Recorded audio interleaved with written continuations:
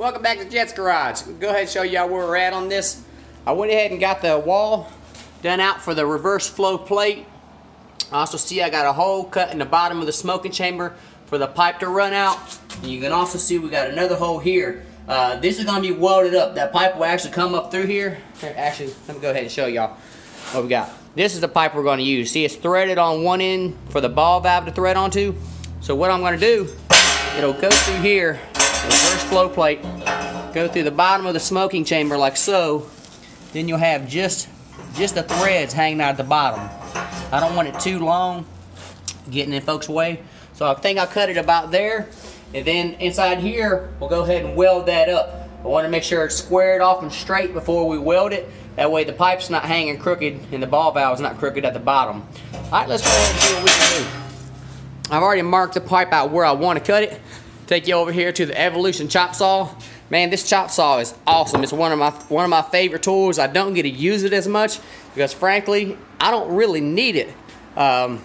Basically what we got, it's not a traditional chop saw with a blade that grinds itself down like a big cutting disc. This has actually got a carbide blade on it. This carbide blade lasts a long time. They're expensive. They're about $100 per blade. But if you take care of it, try not to cut anything that's hardened steel. If you get any pipe, say you get something from the scrap yard that looks like they may have cut it with a blowtorch or something like that, or a plasma cutter, even try to not cut where they cut with the plasma cutter or the torch, because what that'll do, that'll harden that steel. And then when you start cutting it on your chop saw, it's going to tear up your carbide blades because it's hardened steel hitting hardened steel. So you don't want that. That's not a win. Alright, let me go ahead and set this saw up and bring y'all. Alright, let's see. Go ahead and get it close to where we want it.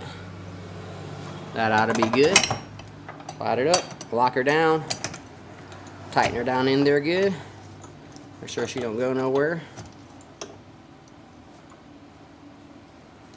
Alright, I think she's good. Pull her trigger, safety glasses on. Let's go.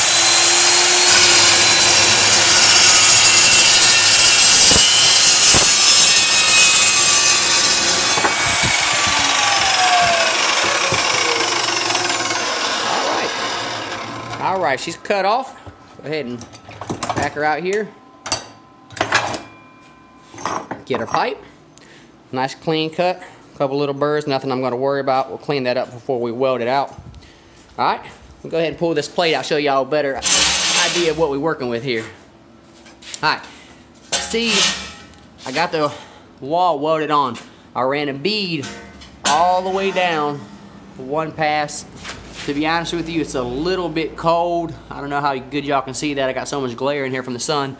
Anyway, so what I'm going to do, this pipe now, I'm going to go in here, make sure I'm squared up, and I want to weld it flush with that. I'll come back with the grinding wheel, maybe a flat disc, and touch up the top of that, make sure it's smooth.